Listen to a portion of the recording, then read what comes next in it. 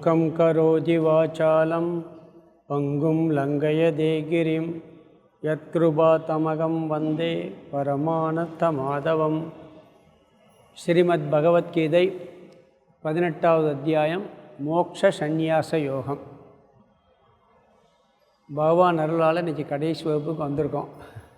இந்த அத்தியாயத்தில் சந்நியாசத்தை பற்றிய விசாரம் வந்தது. இல்லறத்தில் இருந்து கொண்டு எப்படி சந்நியாசியாக வாழ்வது அப்படிங்கிற கருத்து முக்கியமாக சொல்லப்பட்டது. ஏன்னா அர்ஜுனன் துறவி கிடையாது, அவன் துறவியாக போகக்கூடாதுன்னு உபதேசமே பண்ணுறார். அவன் எப்படா சாமியாராக போகணும்னு காத்துக்கிட்டு இருக்கான். சண்டை போடாமல் வெள்ளி அம்பியும் தூக்கி போட்டுட்டு போகலாம்னு காத்துக்கிட்டு இருக்கான். அவன் சன்னியாசி ஆகக்கூடாதுங்கிறதுக்காகத்தான் உபதேசம். நிறைய பேர் கீதை படித்தா சாமியாராக போயிடுவா, போகாத கிளாஸுக்கெல்லான்னு வீட்டில் தன் சண்டை போட்டு போடாமல் தடுத்துருவாங்க. கீதையில் சன்னியாசி ஆகக்கூடாதுங்கிறது நிறையா சொல்லியிருக்கார். ஏன்னா அது ரொம்ப சிரமம்னு சொல்லியிருக்கார். அப்போ இல்லறத்தில் இருந்து கொண்டே எப்படி துறவரத்தை கடைப்பிடித்தல்ங்கிறதுக்கு இங்கே கர்ம பல சந்நியாசம், கர்த்திருவ சந்நியாசம்னு 2 சந்நியாசம் சொன்னார். இந்த 18வது அத்தியாயம் பகவத்கீதையினுடைய சாரம், ஏற்கனவே சொன்ன கருத்தினுடைய சாரம் தான் வருது. ஏன்னா இதுவரைக்கும் சொன்னதெல்லாம் கொஞ்சம் தொகுத்து அங்கங்கே கொஞ்சம் எடுத்து சொல்கிறார் அவர். கர்ம பல சந்நியாசங்கிறது ஞானம் அடைவதற்கு முன்பு அதில் யஜ்ஞம் தானம் தவமெல்லாம் சொன்னார். என்ன செயல் செய்தாலும் அந்த செயலினுடைய பலனை துரத்தல். எனக்கு அந்த புண்ணியமும் வேணாம், பாவம் இல்லை, புண்ணியம் வந்தாலும் நான் செய்ய வேண்டிய கடமையை செய்கிறேன், அதோடு என் வேலை முடிஞ்சு போச்சுன்னு செஞ்சால் அது சந்நியாசம்ட்டார். நான் என் டியூட்டி, குழந்தைய வளர்க்கணுமோ அது டியூட்டி, பிஸ்னஸ் பண்ணணுமா டியூட்டி, அதில் என்ன ரிஃப்ளெக்ட் வருது பலன் வருதுங்கிறது எனக்கு அதை பற்றி கவலை இல்லை. லாபம் வந்தாலும் நஷ்டம் வந்தாலும் நான் சமமாக பார்க்குறேன். புண்ணியம் வந்தால் நீயே வச்சுக்க, எனக்கு புண்ணியமே வேணாம்னு சொல்கிறது. ஏன்னா புண்ணியமும் பிறவியை கொடுக்கும் நம்மளுக்கு. அப்படி இல்லறத்தில் இருந்து கொண்டு செஞ்சால் அது கர்ம பல சந்நியாசம்னார். அங்கே ஞானம் வந்தாச்சுன்னா கர்த்திருவ சந்நியாசம்னு பார்த்தோம். போன கிளாஸில் நான் விளக்கிட்டேன், சுருக்கமாக ஷார்ட்டாக சொல்கிறேன். கர்த்திருவ சந்நியாசம்னா நான் செய்கின்றேன் என்ற எண்ணத்தை துரத்தல். நம்ம எத்தனையோ அத்தியாயம் படித்து வந்துட்டோம். உடல் செயல்படுகிறது, ஆத்மா செயல்படுவது இல்லைங்கிற கருத்தை பார்த்துருக்கோம். நம்மளுடைய உண்மையான ஸ்வரூபம் ஆத்மஸ்வரூபம். ஆத்மா இல்லாட்டி எதுவும் நடக்காது. ஆனால் ஆத்மா செய்கிறது இல்லை. ஆத்மாவினுடைய ஆதாரத்தை வச்சுக்கிட்டு உடல் செயல்படுது. அந்த அறிவோட நான் செய்கின்றேங்கிற எண்ணம் இல்லாமல் செய்தால் அது கர்த்திருவ சந்நியாசம். நான் கர்த்தா, நான் செய்கிறேங்கிற கர்த்திருவத்தை, செய்கிறேன் என்ற எண்ணத்தை துரத்தல். இது 2 சந்நியாசத்தை பற்றி நான் போன கிளாஸில் விரிவாக பார்த்துட்டோம். பிறகு 6 விஷயங்கள் சொல்லி இந்த சத்துவகுணம், ரஜோகுணம், தமோகுணம்லாம் சொன்னார். ஞானம்னா என்ன, கர்மம்னா என்ன, கர்த்தான்னா என்ன, புத்தி, உறுதி, சுகம், இப்படி பற்றிய கருத்துக்கெல்லாம் போனதில் விரிவாக பார்த்து இதில் சத்வகுண சுகம் எது, சத்வகுண ஞானம் எது, சத்வகுண கர்மம் எது, சத்வகுண கர்த்தா எது, புத்தி எது, உறுதி எதெல்லாம் இதையும் பார்த்து முடிச்சிட்டோம். போன கிளாஸில் பார்த்தா ரிப்பீட் பண்ணலை நான். கடைசியாக பார்த்தது 4 வர்ணங்கள் பார்த்துட்டு கர்மயோகம், ஞான யோகம், பக்தி யோகத்துக்கு வந்தார். இதெல்லாம் சொன்னது திருப்பி இங்கே இந்த 17 அத்தியாயத்தில் சொன்னதையும் சொல்கிறார். 4 வர்ணத்தை பற்றி எங்கே சொல்லியிருக்கிறாரு? 4வது அத்தியாயத்தில் சொல்லியிருக்கார். 4 வர்ணங்களை படைத்தேன், ஜாதியை நான் படைச்சேங்கிறார் பகவான். பிராமணன், சூத்திரன், வைசியன், சத்திரியன், 4 நான் படைச்சேன்னு சொல்கிறார். எப்படி படைச்சேன்னு சொல்கிறாருன்னா குணத்தின் அடிப்படையிலும் தொழிலின் அடிப்படையிலும் படைச்சேன்னு சொல்லிட்டார். இங்கே 3 குணத்தை பற்றி 17வது அத்தியாயத்தில் சொன்னார். சத்துவகுணம், ரஜோகுணம், தமோகுணம்லாம் சொன்னார். சத்துவகுணம் அதிகமாக இருக்கவன் பிராமணன், அதுக்கடுத்து அவனுக்கு ரஜோகுணம் இருக்கும். ரஜோகுணம் அதிகமாக இருந்து சத்துவகுணத்தை 2வது வச்சுருந்தா அவன் பேர் சத்திரியன். பிறகு ரஜோகுணத்தை அதிகமாக வச்சுருந்து தமோகுணத்தை 2வது வச்சுருந்தா வைசியன். தமோகுணம் அதிகமாக இருந்து 2வது ரஜோகுணம் வச்சுருந்தா சூத்திரன். இப்படி குணத்தின் அடிப்படையிலும் அங்கே தொழிலின் அடிப்படையிலும் பிரிச்சேன்னு சொன்னார் 4வது அத்தியாயம். இதையும் கொஞ்சம் பார்த்து முடித்தோம். அதுலேயும் 3 குணங்கள், அந்தணன் என்போன் அறவோன் மற்றெவ்வுயிருக்கும் செந்தன்மை பூண்டு ஒழுகலான்னு சொல்லி அந்தணனுடைய லட்சணத்தை வள்ளுவரும் சொல்லியிருக்கார். பிறப்பை பற்றி இங்கே சொல்லவே இல்லை. கீதையில் பிறப்பால் ஜாதியை சொல்லவே கிடையாது. பிறகு கர்மயோகம், ஞானயோகம், பக்தி யோகம் சொல்லி நம்ம பிரித்து பார்த்துருக்கோம். அதைத்தான் இப்போ நம்ம போன கிளாஸில் பார்த்தோம். அதையும் இங்கே என்ன பண்ணுறாரு, சுருக்கமாக சொல்கிறார். கர்மயோகத்தை பற்றி பார்த்தோம். கர்மயோகம்னா என்ன? புதுசாக வார்த்தை தான் புதுசு. கடமையை செய்கிறது கர்மயோகம். நம்மளுக்குன்னு ஒரு டியூட்டி இருக்குது. அந்த டியூட்டியை அலட்டிக்கிறாமல் செய்யணும், ஆணவம் இல்லாமல் செய்யணும். என்ன பலன் வருதோ கையில், நம்ம கையில் பலன் கிடையாது. பலன் நம்ம கையில் இருக்கா? செய்வதும் என் கையில் இருக்குது. பலன் பகவான் கையில் இருக்குது. நல்லா செஞ்சுருப்போம், அதுக்குண்டான பலன் கிடைக்காது. சரியாக செய்யாமல் இருப்போம், பலன் நிறையா கிடச்சிருக்கும். இதெல்லாம் அவர் என்ன பண்ணார், எத்தனையோ ஜென்மாந்தரங்களில் செஞ்சதெல்லாம் கால்குலேட் பண்ணி பலனை கொடுப்பார் அவர். அதனால் பலன் நம்ம கையில் இல்லை, செயல் மட்டும் நம்ம கையில் இருக்குன்னு செய்கிறது கர்மயோகம். அது இறைவனுடைய ஆணையாக அவர் ஆட்டுவிக்கிறார், நான் செய்கிறேங்கிற எண்ணத்தோடு செய்வது கர்மயோகம். அதில் இன்னொரு முக்கியமான கருத்து சொன்னார், உன்னுடைய கடமையை செய், மற்றவருடைய கடமையில் மூக்கை நுழைக்காதேன்னார். என் விஷயத்தில் நீ மூக்கை நுழைக்காதேன்னு சொல்லுவோம், பார்த்துருக்கீங்களா? உன் வேலை எதுவோ அதை பாரு, என் விஷயத்தில் நீ மூக்கை நுழைக்காதேன்னு சொல்லுவோம். ஏன்னா சரியாக செய்ய முடியாது. நம்மளுக்குன்னு ஒரு தொழில் இருக்கும், அந்த தொழில் நல்லா ஒரு இன்ஜினியர் இருக்கிறாரு. இன்ஜினியர் வந்து டாக்டர் தொழிலை பார்க்குறேன்னா எப்படி இருக்கும்? சரியாக வருமா? டாக்டர் வந்துக்கிட்டு பில்டிங் கட்டுற இன்ஜினியர்கிட்ட போய் ஐடியா சொல்லிக்கிட்டு இருந்தாருன்னா அது எப்படி சரியாக வருமா? வரவே வராது. ஆனால் எல்லாருக்கும் தெரிஞ்ச தொழில் என்ன தெரியுமா? டாக்டர் தொழில் தான். உலகத்தில் எல்லாருக்கும் தெரிஞ்ச தொழில் டாக்டர் தொழில். ஏன் தெரியுமா? நீங்கள் யார்கிட்டயா போய் எனக்கு உடம்பு முடியலன்னு சொல்லுங்கள், இந்த கஷாயம் போட்டு குடிக்க வேண்டியதானே, இல்லை இந்த ஒரு டோலை 650 வாங்கி சாப்பிட, மருந்து சொல்லிடுவார் அவரே. ஏதாவது ஒரு வைத்தியத்தை சொன்னீங்கன்னா, ஏன்னா எல்லாம் டாக்டர் மாதிரி பேச ஆரம்பிச்சிருவோம். ஒரு வீடு கட்டினா கூட இன்ஜினியர் வேலையை போய் பார்த்துட்டு இது இப்படி பட்டிருக்கலாமே, ஒன்றுமே தெரியாது, போய் மூக்க நுழைக்கிற பழக்கம். உனக்கு எது தெரியுமோ, எந்த தொழில் தெரியுமோ அந்த தொழிலை செய்யணும். உனக்கு சொல்கிறாங்க, நம்ம விருப்ப பாடம்லாம் தேர்ந்தெடுத்திருக்கோம். போன கிளாஸில் இதை ஆரம்பித்து விட்டேன். நம்மளுக்கு எதில் விருப்பம் இருக்கோ அதை செய்கிறதுக்கு சாய்ஸ் கொடுக்குறாரு பகவான். அதனால ஸ்கூலில் படிக்கும்போது 10th விருப்ப பாடம் அந்த காலத்தில் உண்டு. இப்போ +1 என்ன பண்ணுறாங்க, நம்ம செலக்ட் பண்ணி எந்த கோர்ஸ் படிக்கணும் உள்ளே போகிறோம். இவனுக்கு எதில் விருப்பம் இருக்கோ அதில் போகிறது. ஆனால் இப்போ என்ன பண்ணுறான், அப்பா அம்மாவுக்கு எதில் விருப்பம் அதில் தான் பையன் படிக்கணும். அவனுக்கு எதில் விருப்பம் இருக்கோ அதை பற்றி அவனுக்கு விருப்பமே கிடையாது. இவருக்கு தாய் தந்தையருக்கு எது அதில் போய் அவனுக்கு துணிக்கிறது உள்ள, அவன் விருப்பத்தை பற்றி தெரிஞ்சுக்கிற அவசியமே இல்லை. அது அவனுக்கு எதில் ஆர்வம் இருக்கோ அதில் போனால் நல்லா சிறப்பாக வர முடியும். அவனுக்கு எதில் ஆர்வம் இருக்குன்னு தெரியலைன்னு சொன்னான், எனக்கு எந்த தொழிலில் ஆர்வம் இருக்குது எனக்கே தெரியலை அப்படின்னு சொன்னால் பரம்பரை தொழிலை செய்யுங்கிறார். உனக்கே தெரியல அப்பா என்ன தொழில் செய்கிறார் அதை நீ கடைப்பிடி. ஏன்னா அப்பாட்ட சின்ன பிள்ளைந்து பார்த்துருப்ப, பக்கத்தில் தெரிஞ்சிருப்ப, அந்த தொழிலை கொஞ்சம் பழகியிருப்ப. ஒரு விவசாயம் பண்ணுறவனுக்கு என்னதான் காலேஜில் படிச்சுட்டு வந்தால் கூட அப்பா விவசாயம் பார்த்தானே கொஞ்சம் கொஞ்சம் தெரிஞ்சிருப்பான். ஒரு கடையில் ஒரு வியாபாரம் பண்ணிக்கிட்டு இருப்பார், அவன் அப்பா இல்லைன்னா கடையில் உட்காந்து வியாபாரம் பார்த்து பழகியிருப்பான். இவனுக்கு ஒரு தொழிலை நான் தொழில் பண்ண முடியும். அப்போ 2 சாய்ஸ் கொடுக்குறாரு, உனக்கு எதில் ஆர்வம் இருக்கிறதோ அந்த தொழிலை தேர்ந்தெடுத்து செய்ய. எனக்கு எதில் ஆர்வம்னு எனக்கே தெரியலைன்னா பரம்பரை தொழிலை செய்யுங்கிறது. இது உனக்கு கடவுள் பகவான் சொல்கிறார். அதனால் இப்படி சுபாவத்தின் அடிப்படையில் நீ கர்மத்தை தேர்ந்தெடுக்கலாம், அல்லது பரம்பரையின் அடிப்படையில் செயலை தேர்ந்தெடுக்கலாம். அப்படி தேர்ந்தெடுத்து செய்யும் பொழுது அதை நல்லா சிறப்பாக செய்ய முடியும். அதனால் என்ன, அந்த தொழில் சிறப்பாக அமையும் அப்படிங்கிறார். அர்ஜுனனுடைய தொழில் சத்திரிய தொழில், புரியுதுங்களா? அவனுடைய தொழில் சத்திரியம். அவனுக்கு ஆர்வமும் அதில் தான் இருக்குது. அர்ஜுனனுக்கு எதில் ஆர்வம் இருந்துச்சு? சண்டை போடுறதுலே அவனுக்கு ஆர்வம். அவனுடைய பரம்பரை தொழில் அது சத்திரியந்தான்.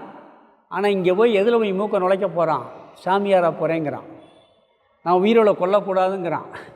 அங்கே தான் ஒருத்தர் அடிக்கிறார், நீ இதெல்லாம் பண்ணாதேங்கிறார். இவனுக்கு ஆர்வமும் சத்திரிய தொழில், பரம்பரையும் சத்திரிய தொழில். அப்போ 2 சிறப்பாக இருந்தால் எப்படி இருக்கும்?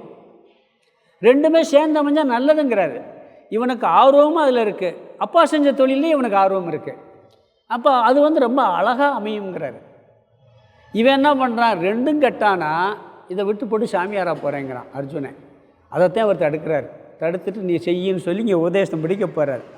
இதில் கூட பார்த்திங்கன்னா நம்ம இதிலையே அப்படி செய்யும்போது தப்பு வரும். மகாபாரத யுத்தத்திலே பார்க்கலாம் நீங்கள். துரோணருடைய தொழில் பிராமண தொழில் சொல்லித்தர்றது, வில்வித்தையெல்லாம் சொல்லி அதோடு அவர் நின்றுருக்கணும். நீங்கள் பாருங்கள், பீஷ்மர் வரைக்கும் போர் தர்மம் மாறவே மாறாது. துரோணர் என்னைக்கு தளபதியாராக போர் தர்மமே மாறிடும். அவர் தர்மத்தை கடைப்பிடிக்கிறவர் தானே, அங்கே அவருக்கு முடியாது. ஏன்னா அவர் பிராமணன், இங்கே வந்து அவர் எடுத்துருக்கக்கூடாது. திருப்பி போர் தர்மம் கரெக்டாக வரும். அவர் இருக்கும்போது தான் அபிமன்யு புறமீதுகிட்டு கொள்கிறாங்க. துரோணாச்சாரியார் தளபதியாக இருக்கும்போது தான் அபிமன்யுவை ஆயுதம் இல்லாத ஒருத்தனை போர் தர்மத்தை மீறி கொள்கிறாங்க. பீஷ்மர் இருக்கும்போது ஒரு நூல் பரலாது, அந்த போர் தர்மம் மாறாது. ஏன்னா பரம்பரை தொழிலாக வர்றது. அதனால் இது 2 சாய் சொல்கிறார் அவங்க பகவான். இன்னொன்று, சமுதாயத்தில் பிராமணருடைய வேலையும் தேவை, சத்திரியர் வேலையும் தேவை, வைசியன் வேலையும் தேவை, சூத்திரன் வேலையும் தேவை. உடம்பில் எல்லா பார்ட்ஸ் இருக்குது, எல்லா பார்ட்ஸுக்கும் முக்கியத்துவம் இருக்குது. இது நகந்தேன்னு சொன்னோம்னா, நகச்சத்து வந்துச்சுன்னா ஒரு வேலையும் செய்ய முடியாது. உடம்பில் இருக்கக்கூடிய ஒவ்வொரு பொருளுமே, ஒவ்வொரு உறுப்புகளும் இது உயர்ந்தது தாழ்ந்ததுன்னு சொல்லவே முடியாது. எல்லா உறுப்புகளுக்கும் முக்கியத்துவம் இருக்குது. வயிற்றில் ஒரு சின்ன வேலை செய்யலைன்னாலும் போச்சு. கழிவுப் பொருளை வெளியேற்றுகிற பொருள்கள் வந்து ஃபங்க்ஷன் ஆகலை, எவ்வளோ இதாக இருக்குது. கழிவுப் பொருளை வச்சுருக்க பொருளை கிட்னி, அது ஃபங்க்ஷன் ஆக என்ன ஆகுது, உயிரே போயிடுது. காற்று மட்டும் முக்கியம் இல்லை, அதுவும் முக்கியமாக இருக்குது. அப்போ சமுதாயத்தில் எல்லாமே சேர்ந்து ஒரு சர்க்கிளாக தான் வேலை செய்யுமே ஒழிய எல்லாமே அவசியம் அப்படிங்கிற கருத்தை சொன்னார். இது கர்மயோகத்தில் நிறையா பார்த்துட்டா சாரமாக சொல்லி முடிக்கிறார். நான் 18ஆவது அத்தியாயம். பிறகு ஞான யோகம்னு சொன்னால் தத்துவத்தை புரிந்து ஞானத்தை அடைதல். கடவுள்னா என்ன, ஜீவன்னா என்ன, இந்த உலகம்னா என்ன, இதற்குள்ள சம்பந்தம் என்னங்கிறத செய்கிறது. இதுக்கு சாதனை என்னென்னா சிரவணம், மனனம், நிதித்தியாசனம். பேர் சும்மா வார்த்தையை கேட்டு குழப்பிட வேணாம். ஒரு குருகிட்ட இதெல்லாம் சிரவணம், இந்த ஞான யோக சாதனை தான் கேட்குறது. அதை திருப்பி அதை மனனம் பண்ணுறது, அதில் இருக்க சந்தேகங்களாக நிவர்த்தி பண்ணி அதோடு நிப்பாட்டக்கூடாது. அந்த தத்துவத்தை நம்மயமாக ஆக்குவதற்காக நிதித்தியாசன தியானம் செய்தல், தத்துவத்தையே தியானம் செய்தல். அது 3 செஞ்சு முடித்தா ஞான யோகம் நிவர்த்தியாகும். 50 அடியில் தண்ணி இருக்குதுன்னு சொல்லிட்டாங்க, நான் 54 அடி தோண்டிட்டேன், இல்லை 25 அடி தோண்டிட்டேன், பாதி தண்ணி வரும்னா பாதி தண்ணி வராது. 49 அடி தோண்டினாலும் தண்ணி வராது. அந்த கரெக்டாக 50 அடினா 50 அடி. அது மாதிரி இந்த ஞான யோக சாதனையை முழுசாக நிறைவு பண்ணால் தான் அதுக்கு பலன் கிடைக்கும். கேட்டல், சிந்தித்தல், தெளிதல். அதுக்கெல்லாம் இந்த கடைசி சாதனைனா நல்லா தியானம் பண்ணணும், தத்துவத்தை தியானம் பண்ணணும். தனிமையில் உட்காந்து, ஆரம்பத்தில் தியானம் வந்து சேர்ந்து பண்ணலாம், பிறகு தனிமையில் உட்காந்து இந்த தத்துவத்தை தியானம் பண்ணுற ஒரு சாதனை ஞான யோகத்தில் இருக்குது. ஏன்னா தனியாக இருக்கிறது ரொம்ப கஷ்டம். இந்த ஞான யோக சாதனையில் கடைசியில் தத்துவத்தை கேட்டப்பறம் வீட்டில் கூட தனிமையாக உட்காந்து சிந்திக்கணும். தனியாக உட்காந்தா போர் அடிக்கும், ரொம்ப கஷ்டமாக இருக்கும். டிவியாவது பார்க்க சொல்லிட்டு ஃபோனையாவது நோண்டிக்கிட்டு இருக்க சொல்லணும், தனியாக இருக்க முடியாது. டைம் பாஸ்னே ஒரு பிஸ்கட் இருக்குது, டைம் பாஸ்னு ஒரு பிஸ்கட் இருக்குது, பார்த்தீங்களா? அந்த பேர் வச்சுருக்கான் பாருங்கள், டைம் பாஸ்னு ஒரு பிஸ்கட் வச்சுருக்கான். ஏன்னா நேரம் போல தின்னுக்கிட்டே இருக்கிறது, சாப்பிட்டுக்கிட்டே இருக்கிறது. தனிமையாக இருந்து பழகிறது ரொம்ப கஷ்டம். ஏன்னா தனிமையில் இருந்தால் தூக்கம் வரும்.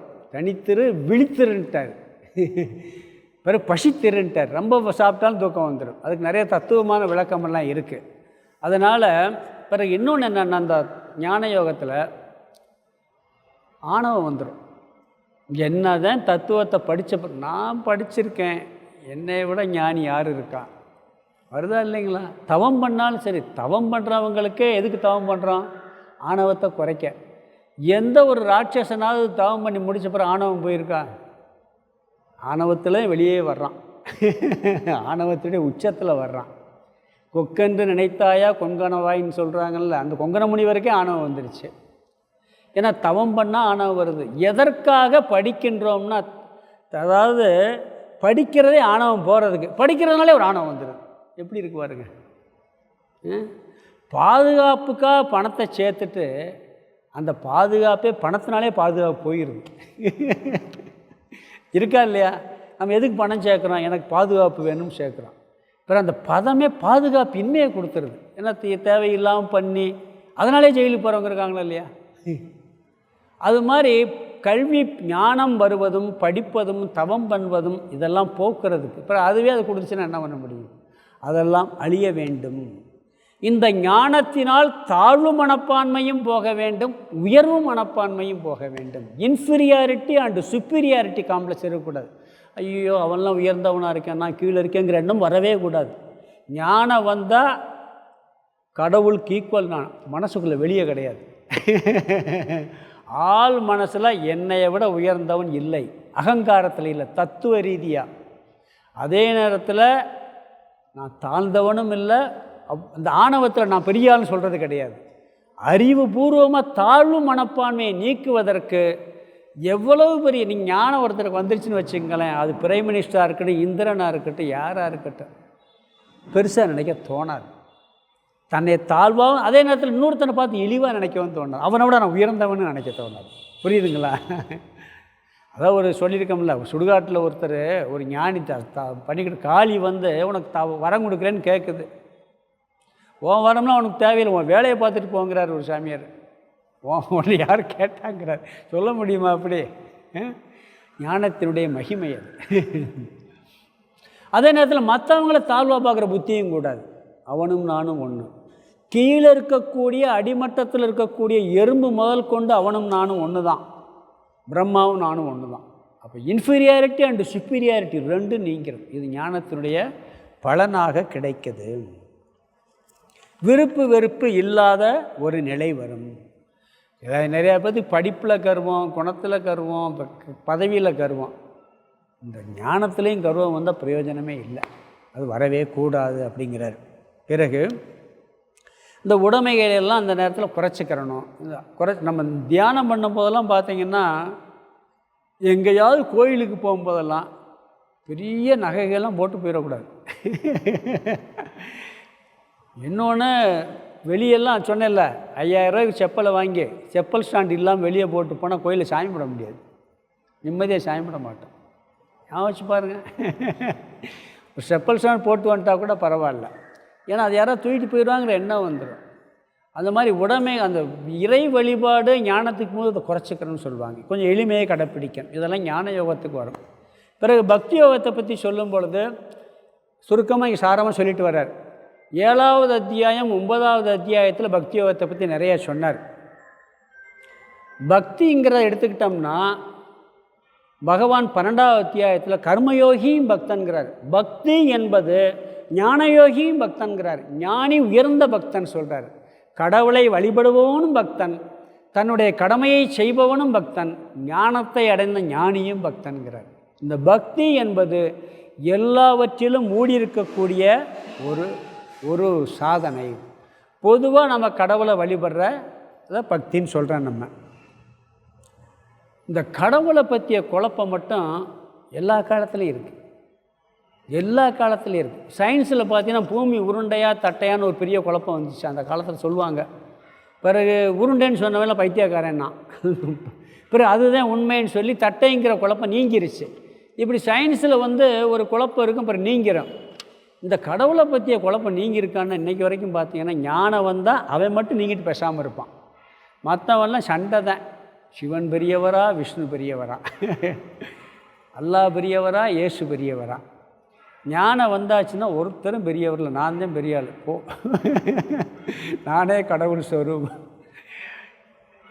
அதாவது ஒரு சபையில் விஷ்ணு பெரியவரா, சிவன் பெரியவர், பெரிய ஆர்கியூமெண்ட் 2-3 நாள் நடந்துக்கிட்டு இருந்துச்சான்.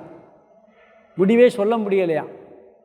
ஒருத்தர் வந்தாராம், நீங்கள் சொல்லுங்கன்னாராம். இந்த சிவன் பெரியவர் வாதாட கூப்பிட்டு, நீ சிவன் பெரியவன் வாதாடுற, சிவனை பார்த்துருக்கியான்னு கேட்டாராம். பார்க்கலைன்னாராம். முதல்ல சிவனை பார்க்க முயற்சி பண்ணு, பிறகு வாதாட வான்ட்டாராம்.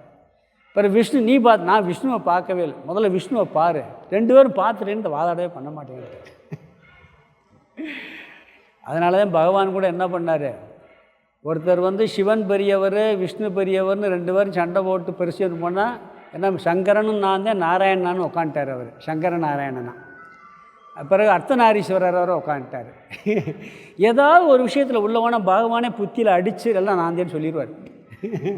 2 ஒன்று தேன்னு சொல்லிவிடுவார். ஆனால் ஒன்றில் ஆர்வமாக போய் அதை அறிய முயற்சி பண்ண வேண்டும். அதனால் பகவானிடம் சரணடைந்து பகவானை பற்றிய உண்மையை உணர்ந்து அவரை பற்றிய அறிவை அடைவது பக்தி யோகம். எல்லாம் சொல்லிவிட்டு கடைசியாக ஒரு வார்த்தை சொல்கிறார். என்ன சொல்கிறாருன்னு சொன்னால், நான் சொன்னதெல்லாம் கேட்டு ஒழுங்காக கடைப்பிடிச்சா உனக்கு நல்லது, இல்லைன்னா கெட்டு போவேங்கிறார். ஒரு எச்சரிக்கிறது. நான் சொன்னதெல்லாம் கேட்டு நல்லா படித்து 90 மார்க் வாங்கினா நல்லது, 40 மார்க்கு மேலே வாங்கினா கூட பரவாயில்ல, 40 மார்க் கீழே வாங்கினா அடி வாங்கிடுவேன் அப்படின்னு அரட்டுறமா இல்லையா? அது மாதிரி பகவான் ஒரு எச்சரிக்கையை விடுவார். இதெல்லாம் நீங்கள் கடைப்பிடிச்சா நல்லது, இல்லைன்னா நீங்கள் நாசத்தை அடைந்து விடுவான். இதை பேர் படிச்சுட்டே இதை கடைப்பிடிக்கணும்ல, படிக்காமல் கூட நிறையா பேர் வாழ்க்கையில் கடைப்பிடிச்சிக்கிட்டு இருக்காங்க, அவங்களுக்கெல்லாம் உயர்வு கிடைக்கும். அதனால் என்ன சொல்கிறாருன்னு சொன்னால், நான் எல்லோருடைய இதயத்திலும் வீற்றிருக்கின்றேன், அனைவரையும் ஆட்டுவிக்கின்றேன் சொல்லி, அப்படி ஆட்டுவிக்கின்ற என்னிடம் நீங்கள் சரணடைய வேண்டும் அப்படின்னு சொல்கிறார். இங்கே நம்ம வாழ்க்கையில் உலகத்தில் எதை வேணாலும் அடையலாம், இறுதியாக அடைய வேண்டியது பகவான் தான். இறுதியை அடைய வேண்டியது பகவான் தான். அதனால் என்ன செய்யணும்னா, என்ன செயல் செய்தாலும் நான் செய்கின்ற செயல் அனைத்தும் பகவானுக்காக என்று செய்ய வேண்டும். என்ன செயலும் செய்யலாம், நம்ம குடும்பத்தில் எத்தனையோ கடமைகள் இருக்குது, ஆனால் நம்முடைய லட்சியம் பகவானுங்கிற எண்ணத்தை மனசில் வச்சுக்கிட்டு குழந்தைகளை காப்பாற்றுறது கடவுளுக்காகத்தான், எல்லாமே பகவானுக்காகங்கிற ஒரு எண்ணத்தை வளர்த்துக்கிட்டு செய்கிறது. எல்லார் மேலேயும் நம்பிக்கை வைக்கிறோம், தப்பு இல்லை. இறுதியான நம்பிக்கை பகவான் மீது வைக்க வேண்டும், முழு நம்பிக்கை பகவான் மீது வைக்க வேண்டும். நீங்கள் என்னை காப்பாற்றுங்கன்னு ஒருத்தர் போய் சரணடைகிறோம், ஆனால் எல்லாத்துக்கும் மேலே சரணடைய வேண்டிய இடம் எது? பகவான் தான். பகவானையே சரணடைந்து பகவான் மீதே நம்பிக்கை வைத்து பகவானுக்காகவே செயலை செய்து நீ வாழ்க்கையில் வாழ்வாயாக. அதனால் என்ன சொல்கிறாருன்னா, கர்மயோகம் பக்தி யோகத்திலெல்லாம் நம்மளை தயார்படுத்தி ஞான யோகத்திற்கு வர வேண்டும் சொல்லிட்டு கடைசியில் ஒரு வார்த்தை சொல்கிறாரு, நான் சொன்னதெல்லாம் சொல்லிட்டேன்ப்பா, செய்கிறதும் செய்யாதும் உன் இஷ்டங்கிறார். இந்த கீதையை முடிக்கும் போது பகவான் அந்த வார்த்தையை சொல்கிறார். ஸ்லோகம் 63 சொல்கிறார், நான் என்ன சொல்லணுமோ சொல்லிட்டேன், செய்கிறது செய்யாது ஓ இஷ்டம் அப்படின்னு சொல்கிறார். பாகவே அர்ஜுனன் என்ன சொல்லுவான் தெரியுங்களா, இறுதியில் நீங்கள் சொல்லலாம் கேட்டேன், இப்போ உங்கள் ஆணையை நான் ஏற்றுக்கிட்டு நீங்கள் சொன்னபடி செய்கிறேன்பா. இந்த அத்தியாயத்தின் முடிவில் அவன் அந்த வார்த்தையை சொல்வான். இங்கே சொல்லிவிட்டு கடைசியாக ஒரு ஸ்லோகத்தில் நிறைவு பண்ணுறார். ஸ்லோகம் 66. இந்த ஸ்லோகத்தை என்ன பண்ணணும்னு சொன்னால், பகவத்கீதை பாராயணம் பண்ணும்போது எந்த அத்தியாயம் முடிஞ்சாலும் இந்த ஸ்லோகத்தை சொல்லி முடிப்பாங்க. சர்வ தர்மான் பரித்யஜ்ய மாமேகம் சரணம் விரஜ அகம் துவா சர்வ பாபேப்யக மோக்ஷ இஷ்யாமி மாசுஜக. இந்த 66வது ஸ்லோகம் இந்த பகவத்கீதையினுடைய இறுதி ஸ்லோகம். 78 ஸ்லோகம் இருக்குது, ஆனால் தத்துவத்தை நிறைவு பண்ணுறது இந்த ஸ்லோகத்தோடு நிறைவு பண்ணுறார். இந்த 66வது ஸ்லோகத்தில் நிறைவு பண்ணுறார். அதனால் எல்லா அத்தியாயம் படிக்கும்போது என்ன பண்ணுவாங்கன்னா, இப்போ ஆசிரமங்களெல்லாம் படிக்கும்போது அந்த அத்தியாயம் இந்த ஸ்லோகத்தை சொல்லிட்டு முடிப்பாங்க. சர்வ தர்மான் பரித்யஜ்ய மாமேகம் சரணம் விரஜ அகம் துவா சர்வ பாபேப்யக மோக்ஷ இஷ்யாமி மாசுஜக. இதில் என்ன சொல்லியிருக்கிறாருன்னு சொன்னால், அதாவது தர்மங்கள் அனைத்தையும் செய்ய வேண்டிய கடமைகள் அனைத்தையும் என்னிடம் அர்ப்பணம் செய்வாயாக. முதல் ஸ்டேட்மெண்ட் சொல்கிறார். நீ தர்மங்கள் அனைத்தையும் விட்டுவிடுன்னு ஒரு வார்த்தை சொல்கிறார். அது என்னென்னு அர்த்தம் பார்க்க அப்புறம். என்னிடம் சமர்ப்பணம் செய்துவிடு அப்படிங்கிறார். சர்வ வல்லமை பொருந்திய எல்லாவற்றிற்கும் ஆதாரமான பரமேஸ்வரனான என் ஒருவனையே நீ சரணடைவாயாக. 2வது ஸ்டேட்மெண்ட். தர்மங்களையெல்லாம் என்னிடம் ஒப்படைத்து விடு, என்னை ஒருவனையே சரணடைவாயாக. நான் உன்னை அனைத்து பாவங்களிலிருந்தும் நீக்குவேன், துயரப்படாதேன்னு முடிக்கிறார். எப்படி முடிக்கிறாரு? துயரப்படாதே, வருந்தாதே. உபதேசம் எப்படி ஆரம்பித்தார் ஞாபகம் இருக்கா? 2வது அத்தியாயத்தில் 11வது ஸ்லோகத்தில் அசோஜ்ஞான் வஜோஸ்துவம் பிரக்யா வாதாம்ச பாஷசே கதாசூன கதாசூம்ச நானு சோச்சந்தி பண்டிதாகான்னு ஆரம்பித்தார் 11வது ஸ்லோகம் 2வது அத்தியாயம். அங்கே எப்படி சொன்னார்னா, ஞானிகள் துயரப்பட மாட்டார்கள்னு சொன்னார். அப்போ என்ன சொன்னார்? ஞானம் இருந்தால் துக்கம் போயிடும் சொன்னார். இங்கே ஞானத்தெல்லாம் போதிச்சுட்டு துயரப்படாதேன்னு முடிக்கிறார். துயரப்படாதேன்னு ஆரம்பித்தார். இங்கே என்ன பண்ணுறாரு? அங்கே வந்து ஞானிகள் துயரப்பட மாட்டார்கள்னார். அப்போ என்ன சொல்கிறாருன்னா, ஞானம் வந்தால் துயரம் போயிடும்ங்கிறார். நான் இவ்வளோ நேரம் எல்லாம் ஞானத்தில் சொல்லிட்டேன், துயரப்படாதேன்னு முடிக்கிறார். அப்போ கீதையினுடைய சாரம் என்ன? துயரத்தை போக்குவது. ஆரம்பிக்கும் போதும் துயரத்தை சொல்கிறாரு, முடிக்கும் போதும் துயரப்படாதேன்னு முடிக்கிறார். ஞானமே துயரத்தை நீக்குவதற்கு ஒரே சாதனைன்னு சொல்லி 11 ஆரம்பமும் சொல்லிட்டார். இங்கே எல்லாத்தையும் சொல்லிவிட்டு நீ துயரப்படாதேன்னு முடிக்கிறார். பகவத்கீதை சண்டையை தூண்டுது, கர்மயோகத்தை போதிக்குது, பக்தி யோகத்தை போதிக்குது, ஞான எல்லாம் போதிக்குது. எதுக்கு தெரியுமா? நீ துக்கப்படாமல் இருக்கணும். நம்ம வாழ்க்கையில் என்னத்தை விரும்புகிறோம்? சம்பாதிக்கிறது எதுக்கு? குழந்தைகளை வளர்க்குறது எதுக்கு? பிஸ்னஸ் பண்ணுறது எதுக்கு? துக்கம் வரக்கூடாது, அதானே? படிக்கிறது எல்லாம் என்ன? துக்கம் வரக்கூடாது, சந்தோஷம் வரணும். அதில் எல்லாம் டெம்பரவரியாக வரும், பெர்மனண்ட்டாக வரணும் கீதை தான். அதனால் என்ன சொல்கிறாருன்னா, கீதையினுடைய நோக்கம் ஒருவன் எப்படி எந்த சூழ்நிலையில் வாழ்ந்தாலும் துயரத்தை நீக்குவது தான் சொல்லி இந்த அத்தியாயத்தில் முடிக்கிறார். நம்மை துயரத்திலிருந்து விடுவிப்பது. துயரத்திற்கான காரணம் வெளிப்படையாக பல காரணங்களை நாம் சொல்கின்றோம். எனக்கு பணம் இல்லை துயரம், உணவில்லை துயரம், குழந்தை இல்லை துயரம், படிப்பில்லை துயரம், பதவி இல்லை துயரம். இதெல்லாம் மேலோட்டமான காரணங்கள். அடிப்படையான காரணம் நம்மை பற்றிய அறியாமைன்னு சொல்லி பகவான் சொன்னார். நம்மளுடைய உண்மை சொரூபம் எது என்று தெரியாமையால்தான் இதெல்லாம் நம்ம டெம்பரவரியாக இந்த காரணம் நினைக்கிறோம். உண்மையான காரணம் நம்மை பற்றிய அறியாமை. உன்னை அறிந்தால் நீ உன்னை அறிந்தால் உலகத்தில் போராடலாம், உயர்ந்தாலும் தாழ்ந்தாலும் தலை வணங்காமல் நீ வாழலாம் சொல்லி எம்ஜிஆர் பாட்டு. வேட்டைக்காரன் படத்தில் எம்ஜிஆர் படிப்பார். படத்தில் வேறு மாதிரி சீனில் வரும், ஆனால் வரி பார்த்தீங்கன்னா, உன்னை எறிந்தால் நீ உன்னை எறிந்தால் உலகத்தில் போராடலாம், உயர்ந்தாலும் தாழ்ந்தாலும் தலை வணங்காமல் நீ வாழலாம்ட்ட. அப்போ இந்த இப்படி வாழ்கிறதுக்கு என்ன வாரணம்? உன்னை அறிவது, நம்மை அறிவது. அந்த தத்துவத்தை தான் போதிச்சிருக்கு. கடவுளை அறிவதும் நம்மை அறிவதும் ஒன்று. இது வரைக்கும் இந்த 17 அத்தியாயங்கள் இந்த 2 தத்துவத்தையும் நம்ம பார்த்துருக்கோம் நம்ம.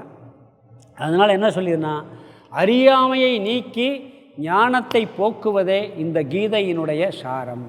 பகவானை பற்றிய அறியாமையும் நம்மை பற்றிய அறியாமையும் நீக்கிவிட்டால் இரண்டும் ஒரே தத்துவம் என்பது புரியும். கேட்க கேட்க புரியும். மீண்டும் மீண்டும் விசாரம் பண்ண வேண்டும். நேற்று பஞ்சதிசையில் இந்த கிளாஸ் எடுத்தேன். அதில் ஒரு வார்த்தை சொன்னார், வித்யாரண்யர் சொல்வார், எப்படி ஞானம் வரும்? சுவிச்சாரியன் ஒரு வார்த்தை சொல்வார், விசாரம் பண்ண வேண்டும், நன்கு ஆராய வேண்டும். ஒரு நாள் ஆராய்ஞ்சால் போதுமா? புனப்புனகம்னர், மீண்டும் மீண்டும் ஆராய வேண்டும். மீண்டும் மீண்டும் இந்த விஷயத்தை கேட்டு அந்த தத்துவத்தை சிந்தித்து நீ புரிந்து கொண்டால் உன்னை பற்றி அறியாமை போகும் அப்படின்னு சொல்லி அங்கே சொன்னார்.